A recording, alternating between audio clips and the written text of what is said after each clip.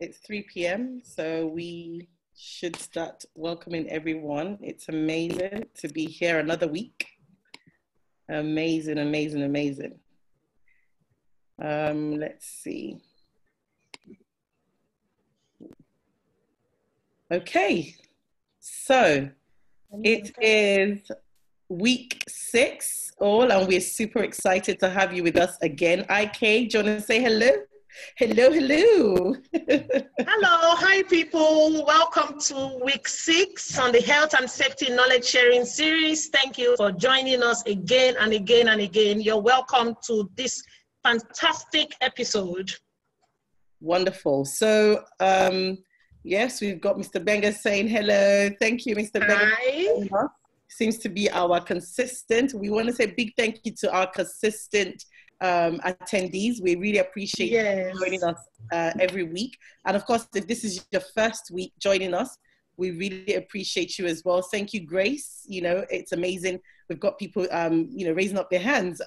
Thank you. So we do have the screen for our platform guide, as it were, when we're on the conference or the webinar. We have a bit of a house rule that we try to agree to, and I'm sure IK is going to share that with us in a minute once the screen comes up. It's very, very straightforward. It's, you know...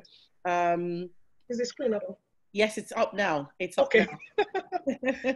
I wanted to be sure. It's up now. So yeah, you know, we would want everybody to remain mute. I believe you guys are all on mute at the moment. So please do remain mute. And if you do have any questions, you can use the Q&A box. However, if you have any contributions, suggestions, just, you know, want to share us on or whatever it is, please go into the comment section or into the chat box and just put your thoughts in there and comment in there, and we would be happy to just interact with you via that box as well. So 2 boxes that you can use. One is primarily for the Q&A. Just use that box because it's difficult to, you know, try and monitor the both at the same time. And of course, if you have comments, your thoughts, just put it in the chat box like we've said. Again, please do not share your personal details. It's a safe space. We do try to also maintain a good level of GDPR. We don't want your details flying around. So please do keep your personal details to yourself, and because it's a safe space. So you're welcome once again to our platform. And we are here to talk about, it's part 2 for many of us who joined last week of our part 1. We had Kenneth Tete, who looked at health and safety in these, you know, interesting times that we're in. And of course, he spoke from the boardroom of a large corporation. And this week, we're going to be talking from an SME perspective. Both myself and IK will be talking from the SME perspective. And so IK will be going on first, and then she would nicely hand over to me. And then, of course, we'll take your Q&A towards the end. So over to you, IK. All right. Okay. Thank you. Thank you. So this week, we just decided it would be good if we share with you what we have done as small and medium enterprises. I think it's important for us to be factual and share from our real life experiences. And for us, we believe that people learn from real experiences. They learn from real lessons. It's hard to share, and it's hard to teach, and it's hard to give from something you don't know. So we feel like we're in the best position to share with you what we've done pre-lockdown, what we've done during the lockdown, and of course, what we are going to be doing now that the lockdown is being eased in different parts of the world, okay? So I'm going to share my screen. I've got some, okay, I'm trying to find it. 1 second. Okay. Okay, so,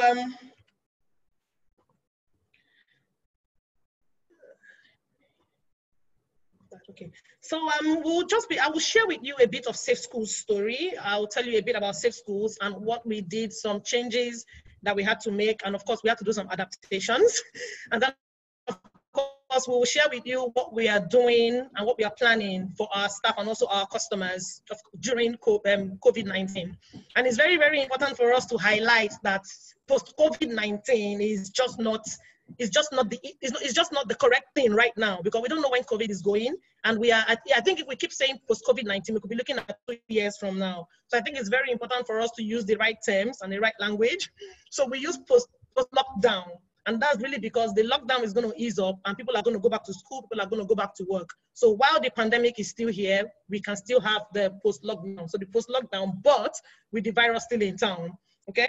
So of course, about Safe Schools, I started Safe Schools in 2016, and the story, very long story behind it, but I was managing my mom's school. I had just come from the UK, and I was managing my mom's school. I decided to run the school, and I realized that they weren't doing anything safety, you know, and I think it was shocking to me. So of course, that's where Safe Schools really developed from, me starting off something in the school and then taking it to other schools.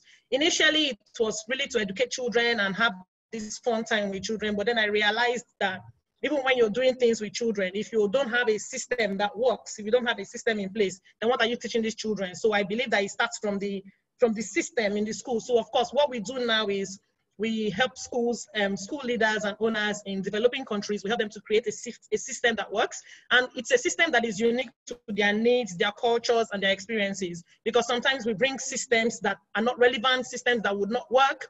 You know, we're in Nigeria. There are some things we have in the UK that we can't even try in Nigeria. It just will not work. You know, so we need to understand the needs, the culture, and of course, the experiences of these people. And of course, use international standards to create a system that works for them. So that's how we basically work. So of course, we've got a school safety framework that we created ourselves. And of course, we have this new 30 points scoring system that we use to identify needs for schools. So of course, we are developing and we are, you know, moving, you know, with the times. And the good thing is that many of all we do right now is online. So even before the pandemic, we have been online. So the pandemic has just really pushed us more, you know, to showcase what we do online rather than the physical. Okay, so of course, with the pandemic, we work with schools. And of course, with the pandemic came a challenge for schools. They have children who visit them, they have parents, and it was really a challenge keeping the children safe, and of course, keeping the staff safe. And of course, with the lockdown, there's no coming out, there's no physical meetings and stuff like that. So that challenge was there. For us, we couldn't now have that business. So we couldn't have the trainings that we used to do for schools. We used to go to schools to conduct safety assessments, go around the schools, go to their classrooms and give reports and stuff like that. We couldn't now be able to do that. We weren't able to offer the trainings, the live trainings that we used to offer. And that was a challenge for us. And then also for our customers, for our schools, the challenge really was they had no money coming in, and they needed to keep their children educated. And of course, so they had that challenge back and forth. And for us, we wanted to really find a way to help, you know, the schools with the skills that we have, because we've always been online, okay? So there are 3 things that we did, you know, and I'm gonna share them briefly. And of course, if you don't do this, or you've never done it, or it's something you've been thinking of doing, then of course, I'm happy to explore further. But of course, outside the webinar, because we've got just very limited time. Okay, so we were already online, yeah? So we were already online. We have something we call the School Safety Portal. So on the School Safety Portal, we have courses, we have training, we have resources. So we've got so much on the School Safety Portal. And schools would sign up, pay the fee, and then of course have access to those materials. So we had that. But the truth is, it wasn't, we didn't focus heavily on it because schools were not ready for online. A lot of them were not ready for that online service and that online consultancy and things like that, okay? So of course, we had to now focus on that online aspect of our business. Seeing that schools were not able to go into school, seeing that it was affecting us not being able to go and deliver our services physically, we had to now focus on the online part of our business. And of course, it got us more customers, because I remember that first week of the lockdown, we introduced a new program. We called it 14 Days to Safer Schools. And we just thought it's good if schools start learning and start planning and start preparing, because we don't want the lockdown to end. We don't want the pandemic to end and schools are not ready for safety, you know. So of course we introduced the course, and of course we got a lot of good feedback. So I've just done some screenshots from the course platform, and you can see some of the fantastic feedback that we got. So these are people that have never really done online thing, but they knew that they needed that safety. They knew they needed to get safety going in their school. And of course, look at one here, awesome. This course has provided me with that safety for everyday, you know, everyday life and stuff like that. Thanks for the impactful training. Well, I must admit, I got a full dose of the course. I never had such an experience in a long time. you know, and of course, awesome presentation and so many things. And then this is another one, explicit and value packed. And that was really us providing this service, providing this training online. And I'm thankful that I am very techy. So people that know me, they're like, what are you doing in safety? You should be in IT. So I'm actually very techy. I do websites, I do so many things, you know. So of course, I was able to use that skill to help Safe Schools, to help my business get online. So it wasn't a struggle because we were already online. I just needed to now tailor some things and change some things, you know. So of course, I'm hoping that if there are any business owners here, or even if you work for an employer and you see them struggling, they can actually move a lot of things online. And that's one of the things that we help schools, you know, to do. I helped a couple of schools during this period to get their learning and stuff online. So it wasn't just safety anymore. It was, and if you link it, it was really me helping them to make sure that there was no physical gathering, that they could still provide their learning without physical gathering. So I'm removing that risk of physical gathering. I'm removing that risk of contracting the virus by helping them make sure that they go online. You know, so it was fantastic, you know. And the best of all is that we took our yearly events online and we did it with ease because I've always been online. I know the tools to use, I know the challenges, and you know, so of course we're able to quickly change our yearly event and move it online. Spoke to the speakers, guys, we're moving this online, look at how we can support you and things like that. And we got all of them were very happy to, you know, move online and things like that. You know, of course. So this is the webinar. I mean, this is the, so yeah, so you're invited, yep. So of course, I'll send out the link to everyone on our email list so that you can, you know, tune in and join us on the 6th of June. Okay, so of course we helped other people get online, yeah?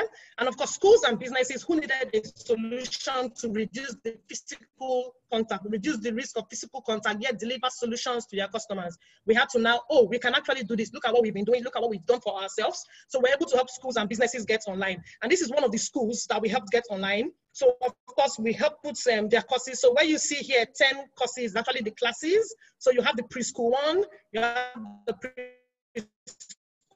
two, you have the primary one. So we created classes, of course, active courses, get them enrolled. And this is something we introduced for a school, and we got them trained on how to, it was really fantastic, you know.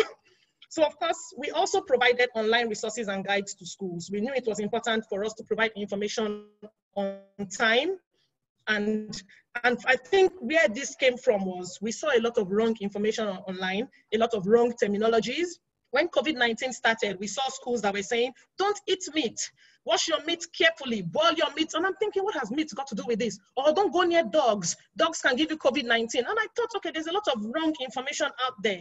And then you saw where the chloroquine thing came and people were going to get chloroquine, trying to take it. And we knew that it was really risky. People didn't have the right information. So what we did was to write a guide. So if you see the one in the middle here, so I wrote this guide and we gave it out to schools for free. And it was really so that they would have information on what COVID-19 is, what they need to be doing. They just have the right things match. So we sent it out to all our lists, put it on social media, all our WhatsApp contacts, just so that they could have the right information. And then of course, every month we have something we call the School Safety Examiner. It's a magazine, but it's online. It's a digital copy, so we forward to all our clients, all our customers, anybody that is interested. We post it on LinkedIn. Please download, please read. And it's really us sharing the latest on safety, the latest on the ongoing trends and things like that. We also have a monthly fact sheet, so we're giving information. So even if schools cannot afford to pay us, they are getting information from us. We are also helping them in the process. And then we've got the latest one here that is called Managing Safely in Schools During COVID-19. So we know that schools are going back, and we're thinking, you know what, this one here in the middle is no longer relevant. It's still relevant, but we don't want people to think that this is all they need to know. So this, in combination with managing safely in schools during COVID-19, will be powerful. So in this document here, we've done a lot. We've done assessments. We've shown them all the risks. We've given them like a strategy. So it's a very detailed document. And of course, we sell this to the schools. So you can see that even though we don't have access to these schools, even though we can't go and do the physical training and the physical assessments, we are providing online solutions. We're finding a way to get it to our customers online. We're finding a way to reach our customers online. And even on Monday, we have a webinar that is a paid-for webinar for schools, teaching them about safety, teaching them about different things, you know, that they need to consider now that they're going back to school. You know, so of course, so what next? COVID-19 is still here. So what are we doing as a company and as a service provider? So as an employer, we're sticking with remote working. The truth is, even before COVID-19, my staff work from home. I think they've been doing that for over 2 years. And of course, that was because it was easier for them. Yeah, of course, I had an office in my mom's school. I will be open about that. I didn't pay rent, so I had an office and I had my staff using the office. But I realized that it was more expensive and it wasn't fair on the staff. I remember I had one that was coming from Ipaja, and this was to Yaba. I used to feel really sorry for her. She would spend so much time on the road and then spend so much of her money on transport. And I thought they can do the work from home. If they need to go to schools, if they need to go to client sites, they can actually from their homes go. You know, so of course we do that. So we're sticking with that. And it's not something that is going to change. And I think COVID-19 has just made it obvious that there are some jobs that can actually be done online without you having to, you know, without you having to go to the office back and forth and things like that. Of course, meetings and live things are necessary sometimes. But the truth is we can actually do a lot of remote working. You know, so, and of course, because we go to schools and we go to events and we go to exhibitions and things like that, we are going to restrict ourselves to do only the necessary and low risk. So every activity that we want to do, we are going to risk assess and see, is it safe for the staff, you know, to go out and do this job? Is it safe for the staff to go out and, you know, meet these clients? So at least for the next 6 months, we are not doing anything that is high risk or that is going to require a lot of physical contact. And then of course, if staff need PPE, it's going to be provided. And one thing is about me is I give my staff allowance for data. So I give them money every month for their data, so they don't really have any excuse that they don't have data to work with. So I've always done that. I've always paid their expenses. So you need to make sure that you are a fair employer. Not that Safe Schools is rich, but we make sure that we take care of the employees. You pay their expenses, because at the end of the day, you're going to work for Safe Schools. You have to be paid for your expenses. You have to be paid for those extra bills that you incur because of the business. So we make sure that we do that, okay? And as a service provider, we'll continue to provide our service online. And as I said, we've written a guidance for school, and we're going to start a weekly paid online session for schools. So it's going to be training online rather than us going to the schools. So we would leverage on our strengths and, you know, what we currently have, you know, online. So that's what we are going to do. But of course, that's the end of my presentation. So if you have any questions about getting online, you know, getting your business online, please feel free. I've actually, in the last week or so, I've actually given tips to a lot of people that have called me asking, oh, we heard you do this, we heard you do that. So I'll give you tips. But if you need that one-on-one support, help, guidance, I'm very ready to help you. So you see that Safe Schools is not just Safe Schools. So we have a lot of skills. So, but thank you for listening, and I look forward to your questions. Thank you. Thank you so much, IK, for that. That was an amazing, amazing session. Thank you. And it could not even be more apt right now that organizations such as educational institutions will be going back into operation. I know in the UK, the lower key stage and the higher key stage have been asked to come back in the 1st of June. So this is definitely something that is relevant. And I'm sure it's the same for Nigeria and in different parts of the world where, you know, academic sessions will be resumed back, you know, in the immediate or in the short term. So absolutely, please do put in your comments and your question in the Q&A. We will take them towards the end of it. So it's been amazing, actually. And I like the fact that, you know, even though as a small organization, there's still a lot that you're doing for your employees. And you rightly said, it's not that the money is there, you know, but at the end of the day, you still got to do what is right by your staff. That's fantastic. So I'm going to take back the host function so that I can share my screen. So that I can share my screen as well, and then just take, because I'm going to be taking a session as well, just very briefly, to share, just like we've said, we're sharing our experiences as SMEs, and hopefully you can gain 1 or 2 things if you fall in that category as well. So once again, for many of you who don't know me, my name is Fumi Adigbola, and the CEO of Combined Training Solutions Limited. I hope you can see my screen. If you can I just get a thumbs up that you guys can see my screen? All right, good stuff. Thank you very much. Okay, so this week, just like Ike has already touched on from her experience, is health and safety post-lockdown. And it's so imperative to highlight the fact that it's, you know, the choice of language that we use is really important in this period so that we don't, you know, there's no ambiguity or misinformation anywhere, particularly for us as health and safety professionals. It's important that we draw that distinction because, of course, COVID-19 is still very much around. is still going to be very much around as vaccines is being looked around, you know, or being created around the globe, you know, so, and that goes through its own legalities as well. So it's still going to be around for a while, but of course, organizations, individuals will have to start living with this condition in the most safest way practically possible. So that being said, from the SME perspective, I'm going to just introduce a little bit about CTS. You know, we're an organization, just like IK has said, we are probably medium scale, but we do fall in the category of SME. As much as I would like to say, yes, we're a large corporation. We are very much, you know, an SME.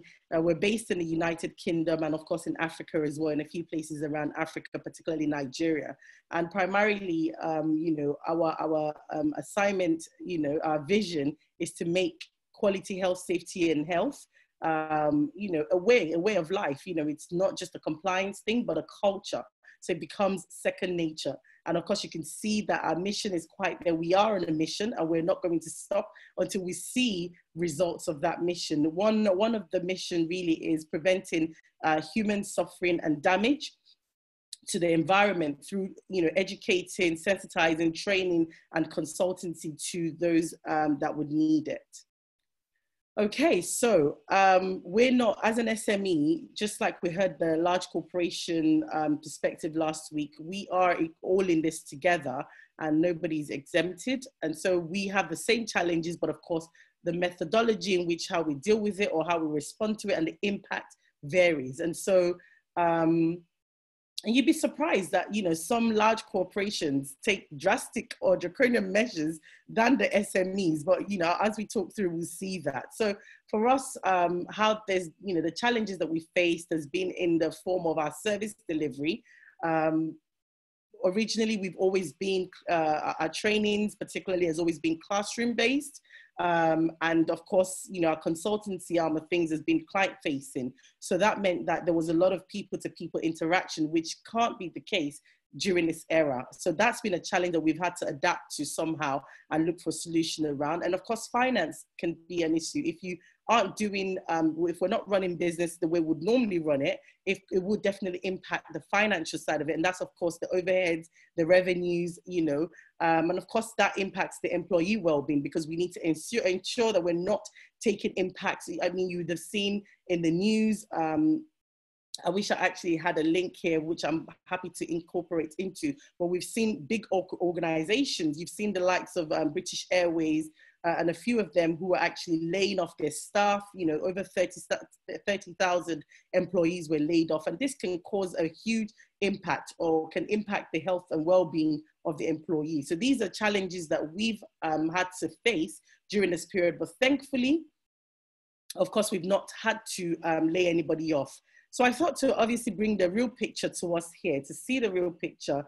The reality is here, primarily in the UK, we've been able to work around and bounce back somehow because of the infrastructure that is in place in the UK for the UK office has not been significantly impacted because we've technology, because we've had to embrace technology more than ever before. And so the internet, for instance, which is something that's just a general amenity for us in the UK here, is obviously a challenge in Nigeria or in Africa, in some parts of Africa. And what do I mean by that? So it's not even just the affordability of the internet, it's also how good and how strong the internet can be as well, you know, and that can be quite frustrating on a webinar, for instance, like this, or even just trying to run a business in general. So I thought to obviously bring the real picture of what we're facing in Africa, the part of the world where our business is challenged the most. And as you can see, Nigeria here is a case study.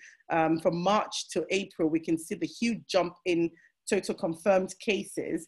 And then you can see just less than a month again, where in May, you can see it's jumped up to 4,399. And then as at today, today, the number has almost doubled to 7,000. So as a responsible employer in these times, and of course, hearing what the news is saying, that, you know, the lockdown is being eased off. What should we do as an SME? And so for me, I thought, you know what, there's always a solution. There's always a solution. And of course, there's always a good in every bad. And for us, you know, it's a function of perception. You know, we changed that mentality of it being a challenge, it being a problem, to opportunities. How can we find opportunities in this period? You know, so our view changed from seeing it as a bottleneck or as a challenge for us as a business to an opportunity. And then of course, our strategy came with that, where we've moved now from just being reactive to proactive, you know, during the lockdown and even post-lockdown, and of course, post-COVID, what do we do as a business? And so that's where we are right now as a business. And then of course, it's helped us as well to change our delivery from being face-to-face. Of course, when it's safe to do so again, we will resume that, but we've been able to adapt to the times that we're in now and tap into the opportunities that come with technology. Now that we can actually offer our services beyond the jurisdiction that we're in. So we can now reach out to so many countries, to UAE, to America. So what this period has done for us is that it's broken down the barriers, you know, that was there to an extent before. Okay, so what has been the impact, obviously, adopting all of this for us as an organization? We've seen positive growth. We've been able to see a significant positive growth for us as a business. And how has that happened? Our staff, you know, have now been trained to operate in this new style of delivery. And of course, with that, they've been redeployed. So where big corporations, so small SMEs are actually relieving their staff, sacking their staff, we've been able to redeploy ours to say, you know what, we're going to upskill you so that you don't lose job, because when you don't have finances, when you've lost your job in such a time as this, it can impact on the employee's well-being as well. So, and as a result of that, you know, upskilling our staff, redeploying them to be able to carry out other functions that they weren't doing before, our employee have seen, you know, they can see that as an employer, you know, we put their health and safety and well-being as a priority. And of course, where there's that confidence or comfort given to an employee, there's been a staff confidence and morale boost as well, just knowing that their job is secured, knowing that they're not going anywhere. And with that morale boost, it's helped them to be a bit more creative, to be more innovative, and of course, to adjust to the new market, and business, you know, has now carried on as normal. So business I don't want anyone to say, well, we're a small organization or we're a medium-sized organization. For me, business post-lockdown is not in the size, it's in the culture and the ability to adapt. So it's how you want to bounce back off it. I know in the UK, for instance, we have something called a bounce back loan, where the government has put an infrastructure in place to support small businesses to be able to bounce back and, you know, run as normal. But of course, in other parts of the world, that may not be their realities. So what can you work with? What resources do you have to work with is what you've got to look at. And so for us in Nigeria, and in other parts of Africa that we're in, what we've had to look at is, and what we're suggesting as well to our attendees today and small businesses, is training is a key part. You know, you need to train your employees to be able to adapt to the times that we're in, to be able to upskill themselves, communicate what we're doing as a business. You know, lack of communication, you know, in the absence of communication, rather, there is a breakdown. And of course, so there must be an open line of communication. And that's just from an operational perspective, and also from the health and safety perspective and the well-being. Let your employees know that there's a platform for them to come and share how they feel. You know, have some sort of programs in place for your employees. Employee well-being. So maybe things as, you know, morning catch-up, weekly meetings, where, because now we're digital, doesn't mean we shouldn't have access to each other. You can have morning tea meetings, maybe on a Friday morning, just to keep that social aspect there. And, you know, your employees don't feel disconnected from the workplace, as it were. So speaking of training, in order for us to be able to ensure a sustainable business, and a sustainable approach in this period that we're in as people go back into work, I've talked about training, and it's so important that organizations know that they are as strong as the workforce that they have. So if your workforce is weak, that's it. Your business operation and everything is going to be weak. So we need to ensure that we empower our employees, the workforce, with the requisite skills that they need and knowledge that they need. And this can only be done through training. So we have different types of trainings that would appeal and that would apply to the different sectors and obviously to every industry. So we have the level 3 health and safety for business, and that's pretty much a professional qualification. So before now, a lot of organizations may have underplayed the importance of health and safety, or not even have anyone, you know, looking after or managing health and safety in their organization. Now is not the time to do that. Now is the time to employ people to come and take on that primary responsibility in order to mitigate and manage risk for them in their organization. So if you don't have that and you're thinking, how do I get people on board to do this? Or perhaps we've got people within the organization that we want to then train or retrain to become the health and safety personnel, they can actually go on this qualification and do this. Then, of course, the one that applies to the whole workforce in general is working safely. Like I said, you are as strong as your workforce. If your workforce don't understand the importance of health and safety in the times that we're in, we're all in danger. So it's important that the education for the workforce is there, and so you can enroll them on the working safely. That's quite broad for everyone. It's a non-professional qualification. Then we have the managing safety, of course, for managers, supervisors, anyone with some sort of supervisory responsibility. They need to undergo that qualification so that they know how to manage their team and manage the workforce at large as well.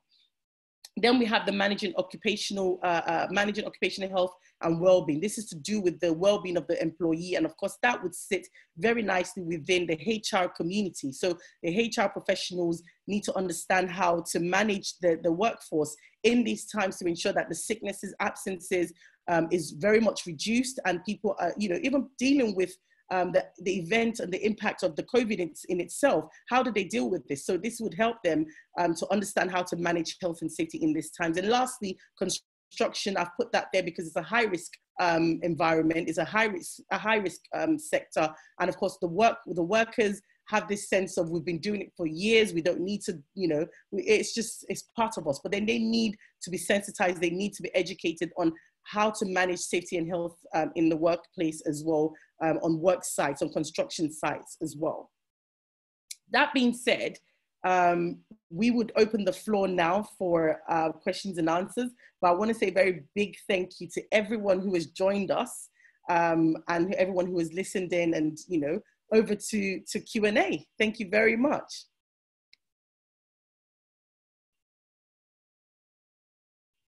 Ike, you're still on mute. I know, I always forget.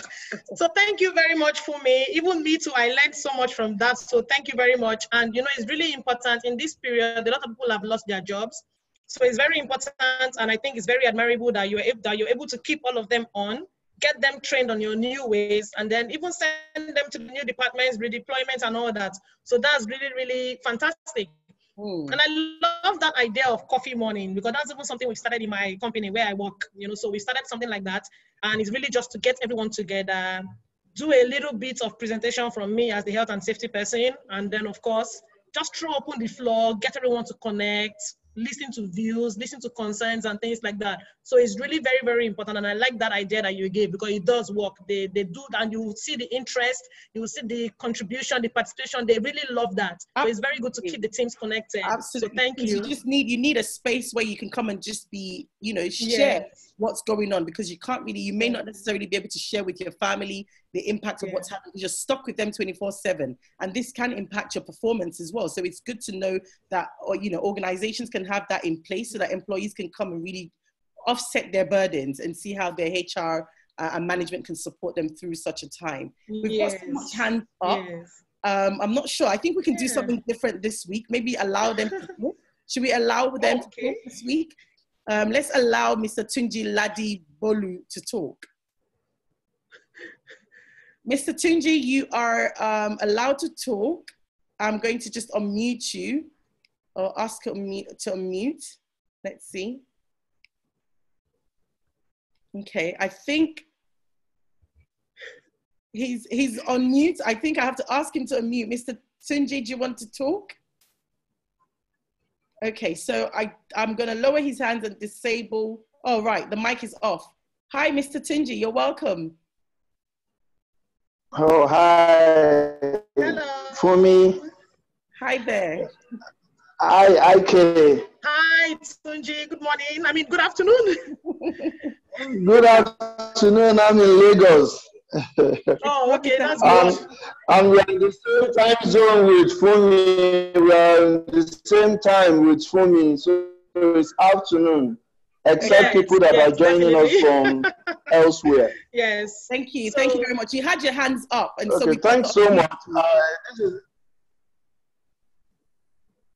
No, you said we should raise hand to indicate whether we are seeing Oh, your fantastic. Thank screen. you. Thank you That very was much. why I raised my Thank you. hand. okay. Thank you very much for that. So I'm going to put your Okay. hands down and disable talking. Thank you so much. Okay. Okay, so let's. Okay, so Mr. Tunji did ask a question. Did he? He did ask a question, yeah. So he said here, did you consider outdoor school activities in your content, bearing in mind physical distancing guidelines? Of course. So of course, doing this, we have looked at every activity from start of the day, when they start school, to end of the day. So we've looked at everything, and of course, there are guidelines in place for physical distancing. And it's very important for, you know, and I think for us, it's very important that people know. I think a lot of people don't believe in COVID-19 in the first place. A lot of people still don't believe in it. A lot of people think it's for the rich people. So I think it's really enlightening our staff, enlightening children on the importance. And there is this game that I just discovered on social distancing. I think it's a very good game for people to understand why it's important and how they can do it. So of course we have the physical distancing, but then it's up to the school to try to enforce, because we can't be in every school. We'll provide that guideline, we'll provide that help, but it's also up to the school to, you know, push and enforce. So of course we did consider that.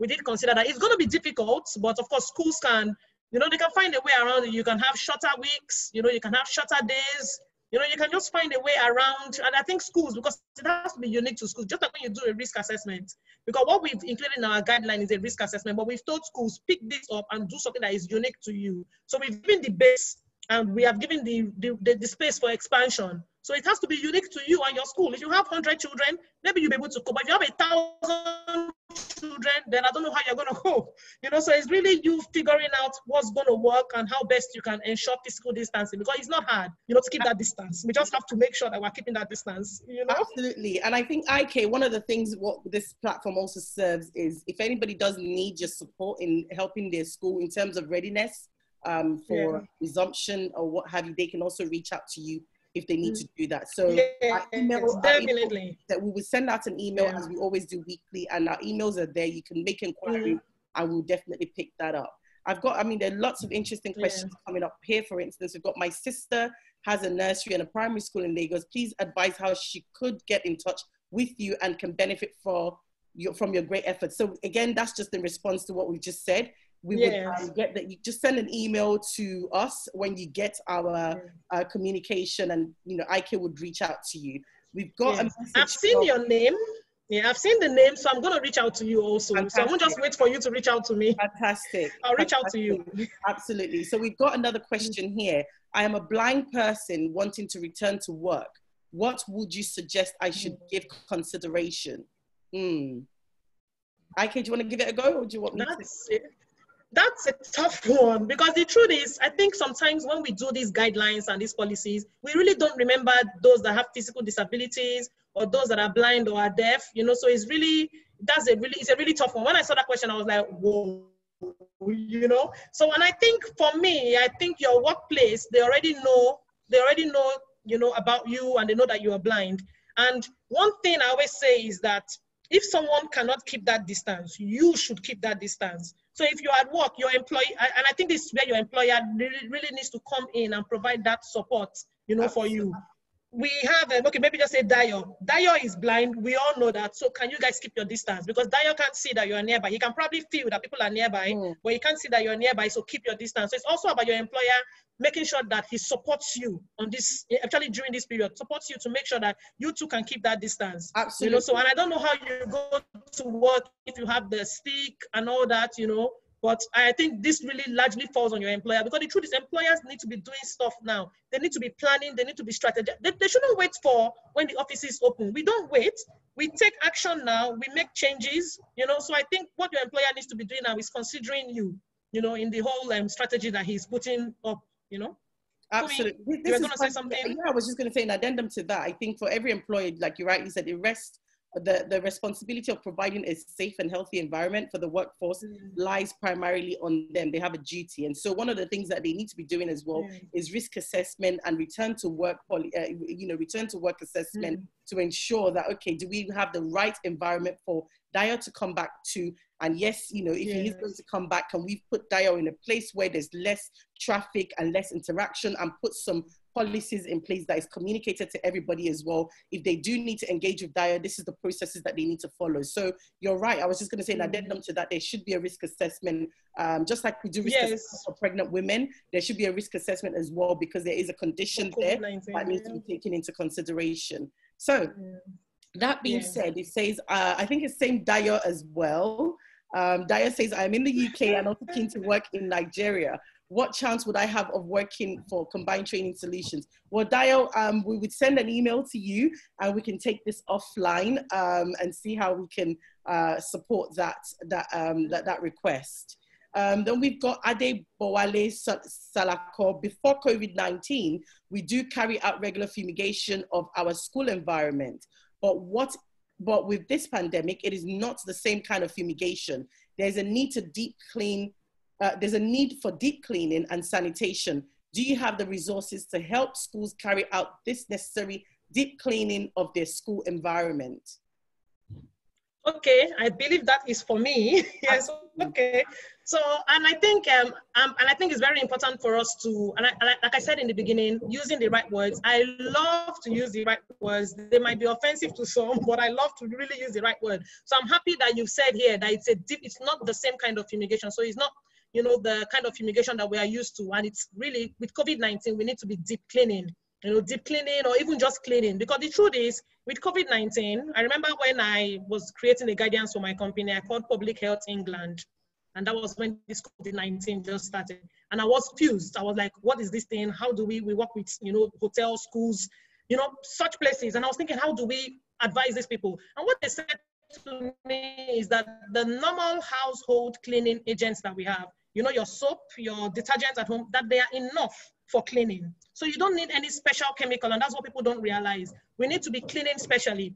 And then, of course, you know, we have areas that are high touch areas, like doors, like light switches, like the railings. So all those high touch areas, you need to be cleaning constantly. So there needs to be maybe a few hours of cleaning of those areas and maybe disinfecting. You could use like a spray and things like that. But the truth is, you don't need to go and take serious or any professional kind of measures. It's really cleaning, thorough cleaning, and using your normal household agents. I think some people are looking for the toughest chemicals that will kill this virus. Soap and water is sufficient. And this is coming from Public Health England. This is me having a phone call with them, conversation with them, you know. So when I see people give some funny try to use some really strong measures, it's not necessary. You know, and of course, I don't have the resources for deep cleaning, but I can advise and I can tell you what areas need to be cleaned, how often, and you know, things like that. But the resources, no. And I think with this, you need to really go to cleaning companies. If you want to get a cleaning company to come in there and do thorough cleaning, even better. Because I would trust that I would get a contractor come in. That contractor, I believe that he would do a better job than someone that is in a hurry. Oh, I've been doing this job in this school for 10 years. Let me just clean and get out of here, because we have that, you know.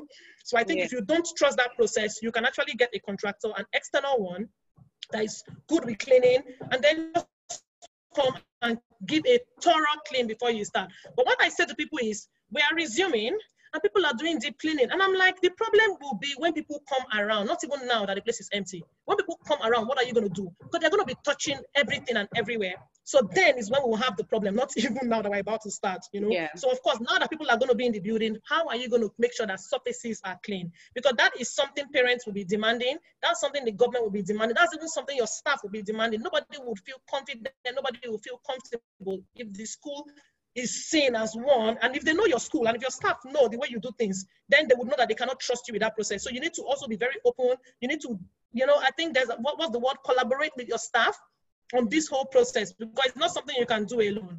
For example, me creating resources for my company, I've had to go to the different departments. I've had to speak to people.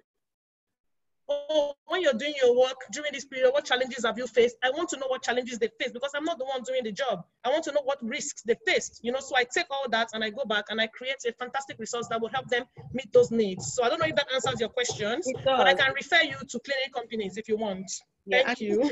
And just in addition to that, we also need to be very mindful of the sort of chemicals that are being used on our premises, because we don't want chemicals that are actually hazardous to us, you know. So it's important that we ensure that whoever comes on as well, we understand their how the attention they pay to the chemicals that they use. You want to see the safety data sheets of the, if they are, because that's what Ike was saying, don't be using strong chemicals. If you can use the normal detergent, the normal basic stuff, that's fine, that is safe, but you need to ensure that there is a mechanism in place to ensure that it's actually a safe solvent, a safe material is what they're using in your on your premises. That being said, of course, for schools that have resources, financial resources, they can look at implementing further controls, you know, where you don't necessarily need to touch, or maybe have the hand sanitizers that you don't need to press. The automated hand sanitizers that you don't need to can be touch, strategically located. You can have that. Also, maybe access control for those that maybe use card controls on their doors. They can actually have access controls where they don't necessarily need to, you know, use the doors. Well, you still need to pull the door in some cases, but maybe the doors that would automatically open as well. So those are the things that you need to look at. You know, there are some mechanical controls that you can implement as well. So that being said, that's good. We've got another question here from Mr. Tunji again. How do we foster behavioral changes considering the challenges of this new era of COVID-19?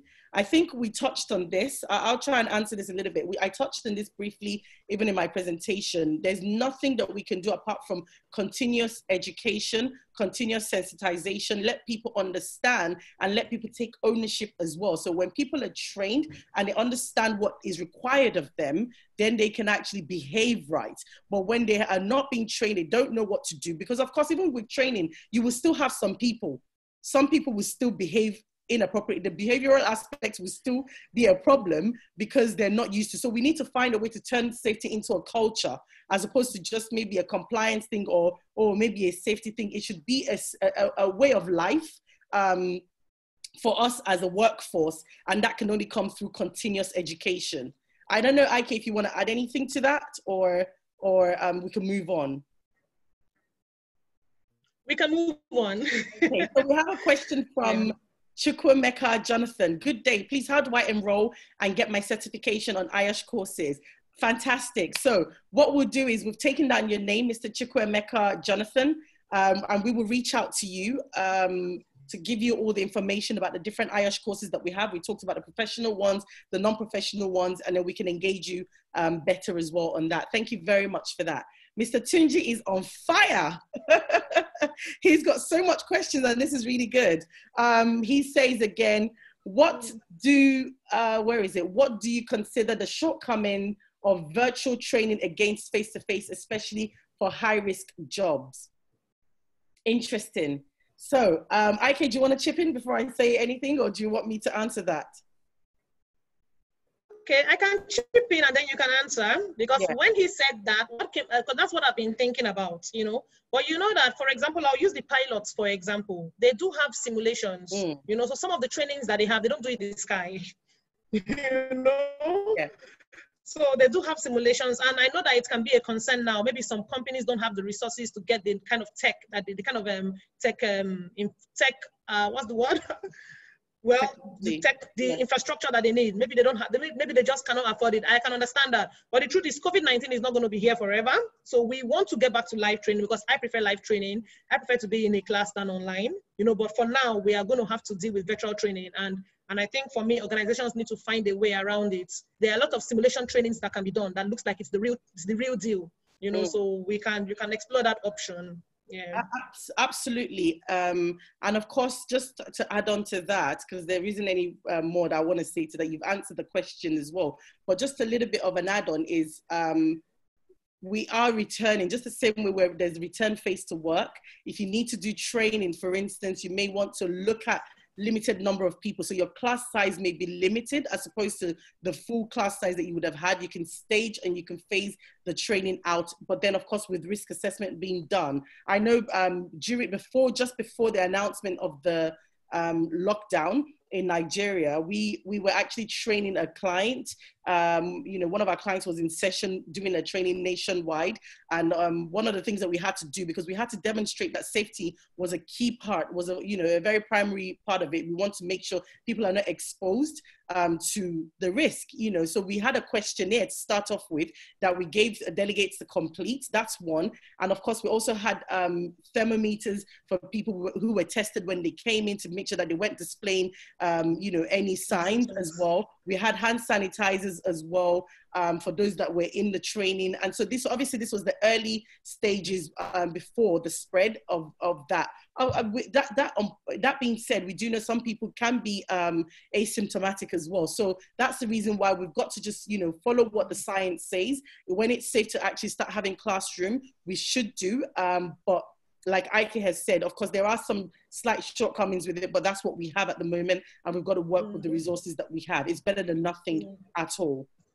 So we've got Grace Umfon, who says, how will I manage children under my care when school resumes? Okay, so I think this is for me. Yes. So what I think one of the things that I have written out in this guideline is really, we have to, for this period, we have to really try blended learning. So there will be a bit of school and a bit of working and learning from home. Because I know that a lot of schools don't have the space to say they want to do social distancing in classrooms. For example, in the UK, you have 30 in a class. So imagine if you were in Nigeria and you have 30 in a class and you just don't have a spare room to move, to keep maybe 10 people in each class, then you have to now have a proper timetable. For example, you could say on Monday from 8 till 11, the first 10 in the class will arrive and leave.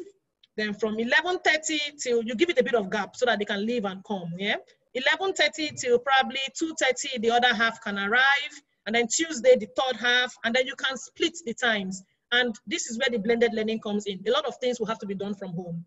So the teaching, the enforcement and all that can be done in the school, but coursework, research, because the truth is these days, children learn better when they do things themselves. When they go online and they are searching for information, they learn better, that information sticks. So you need to give them tasks like that, tasks that they can carry out themselves when they are at home. As schools are resuming, I don't expect any school to resume fully in Nigeria.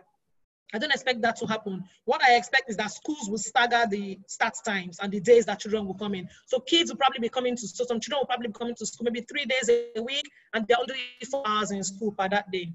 So that's how I have tried to figure out this thing. I'm trying for schools that don't have the space, because we have to keep that distance. The schools that don't have the space, you can stagger times and blended learning. And this is where, like what Fumi mentioned about training her staff, you have to train your staff on the new ways. You train them, you provide training on using all these online resources, provide training on getting the right resources and binding the books and interacting with parents. It's not going to be easy. It's a new thing, but the truth is we'll get used to it. I think nothing new comes easy, really. I think that is my little advice. Just to tip into that, Ike, what you've not also mentioned is the service that you offer in terms of providing online solutions for schools. So yes, out to Grace off the back of this as well, because you do provide e-learning support as well to schools. Yes. And so that might be something you want to pick up with Grace off the back of that. There is a very good question John Flynn has asked, but before we do that, because it's in relation to school as well, how do we manage, because that is a major risk. The teacher-to-teacher transmission in primary school, or in schools is a major risk. But before we answer that, I think it's important as well to just quickly help Abdullah, oh my goodness, Abdul Hamid, I'm so sorry for the pronunciation, Abdul Hamid, who said, please, is NEBOSH IGC at par with IOSH managing safely, which is superior in the field of occupational health and safety? So the NEBOSH IGC is a professional qualification, and it is at par with the IOSH level 3 health and safety for business. So they are like for like.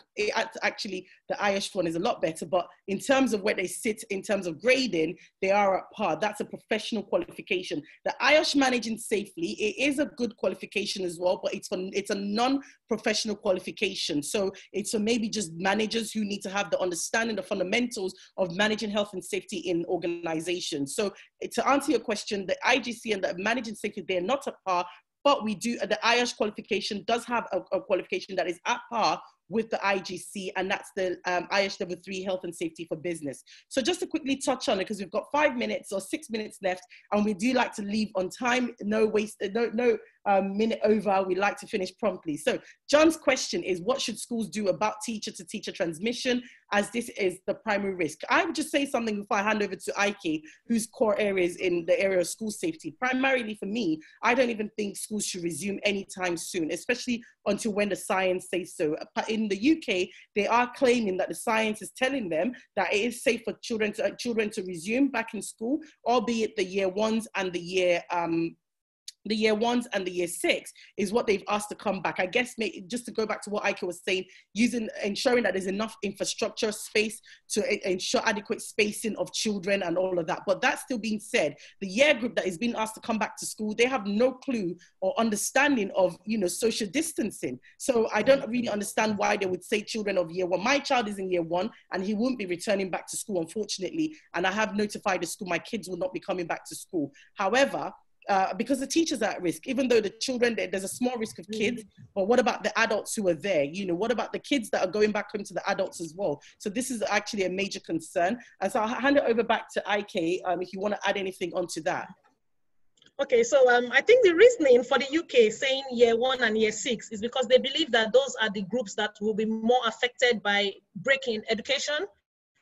Because at least I managed my mom's school for a while, so I know a bit about education. I know that year 1 is like a very important stage for them. That's when many of them start to read properly, start to learn the little basics like additions and all that, So I think that is why. And then the year 6, they are preparing for secondary school, so they'll be affected. So I think that's why, and that's what I read. I read that that's one of the reasons, But if I had a child, my child would not be going to school. Yeah, I appreciate School should not be open. I don't believe schools should be open. It shouldn't at all. Because I'm always like, what are they saying? Exactly. I don't think it should. And there's a lot of technology. My kids are, there's a technology for my kids that they dial in, and I think it's fantastic. But of course, perhaps maybe because it's a private school, but if you think there are other, state schools that are still offering these solutions, maybe not all of them because there isn't that resources, but I do think there are ways around it, and the health and safety of the children and teachers should take precedence over getting them back to school. We've got year 11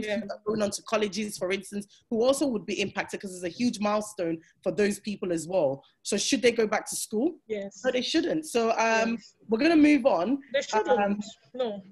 We're going to move on very quickly. We've got another question here. Yeah. Kindly advise how to ensure appropriate physical distancing in a controlled indoor environment, which HVAC system, as the system has been noted in research work to increase the trajectory of droplets, indeed, beyond the recommended 2 meters gap. Thank you.